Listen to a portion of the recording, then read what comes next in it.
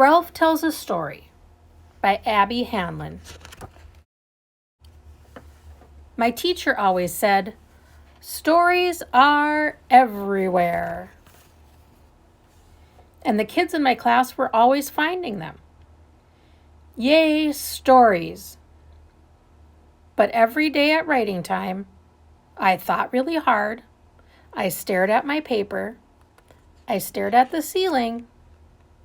But I could not write a story. I have no story to tell. So I looked for other things to do. I went to the water fountain. I roamed the hallways. I tried everything. Then one day, after getting sent back to my desk, I begged Daisy for help. I can't write a story because nothing happens to me. "Are you kidding?" she said. "I've written tons of stories about you." She began pulling her stories out of her desk. "Look at this one," she said. "Remember the time you let me brush your hair? Oh, and this one? Remember the time you knocked all the crayons down when it was so quiet in the room? Oh, and the time you painted your nails with a black permanent marker?" Oh, that's what made me think, I'll never be a great writer like Daisy. When Daisy stapled all her stories together, I thought, wow.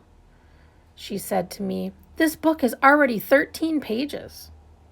Can I use the stapler?" I asked. I was really good at stapling. "But you have nothing to staple," said Daisy. "You have to find a story first. Just look around." So I looked for stories out the window, and I looked for some stories in the aquarium. And when my teacher wasn't looking, I looked for stories on the floor. But still, no stories. Lying under my desk reminded me of lying in the grass at the park. I closed my eyes and imagined I was at the park, just like that time a little inchworm crawled on my knee. The sun was shining right into my eyes, and squinting, I picked up the wiggly inchworm to have a closer look. And that's when my teacher found me. "What's your story about?" she asked. About the time I saw an inchworm." "Wonderful," she said. "I cannot wait to read what you wrote." Little did she know, there was no inchworm story. And then my teacher said, "Writers, come to the rug. It's time to share." "Ralph, why don't you go first?" she said. I pretended that I'd lost my paper. It didn't work. I walked to the front of the rug. It took a long time. I held my paper against my chest so no one could see it. "I was at the park," I said. "An inchworm crawled on my knee." It was very quiet in the room.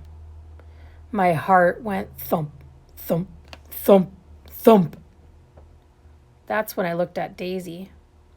"Wow, really? Did it feel squishy, Ralphie? Did you take it home?" And then everybody started asking questions. "Did your mom let you keep it? Did you touch it? Was it a baby? Did you name it? Did it tickle? Was it a girl?"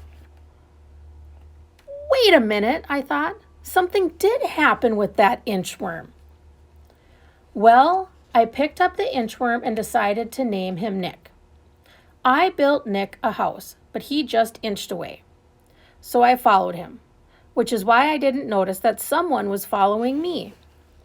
And then all of a sudden, this wobbly, crazy baby grabbed Nick and put him in his diaper. I tried to be calm. "Come on, buddy," I said, really nicely. "Give Ralphie the inchworm." It didn't work. Was this the end of Nick? But then I noticed Nick was escaping.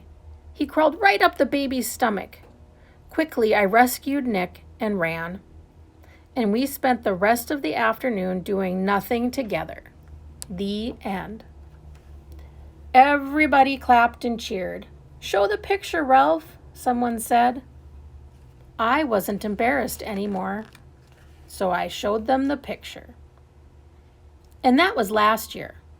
This year, I write stories all the time. I keep finding stories everywhere.